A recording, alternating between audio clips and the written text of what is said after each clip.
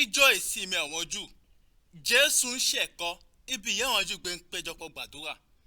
Obìnrin kan wà bẹ́ẹ̀, ìyówó iná de ẹ̀mí kan àti ọdún 18. Ẹ̀mí náà sì sọ́dọ̀ bọ́n pa, èrè bọ̀n kò sì lè nàwó. Ìgbà yẹn Jésù obìnrin náà, ó pé aṣọ fún perí. Ọmọbìnrin, a tú ẹ sílẹ̀ kó ná ìlera rẹ̀. Jésù sì fọwọ́ kàn. Ẹsẹ̀kẹsẹ̀, obìnrin náà sì nàwó, a sì bẹ̀rẹ̀ sí yin Ọlọ́run. Àmọ́ iná bí adarí ilé àdúrà náà fún ìwòsàn èyí Jésù ṣe ìjọ ìsinmi àwọn Júù. Ó sì sọ fún ọ̀pọ̀ ènìyàn ọ̀bẹ perí. Ìjọ 6 la ní àti fún ṣiṣẹ́. Ẹgbẹ́ àwọn ìjọ wọn náà á ti lè rí ìwòsàn. Àmọ́ ìjọ ìsinmi o. Olúwa sì fún èsì aṣọ fún perí. Alágàbàgebè yẹ jẹ́.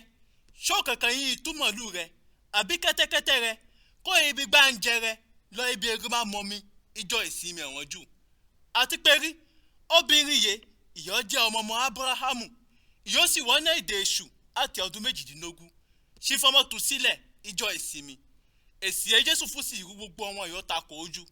Àmọ́ ọ̀pọ̀ ènìyàn yóò bẹ́ sí ń yayọ̀ fún àwọn iṣẹ́ ìyanu ẹ Jésù ṣe.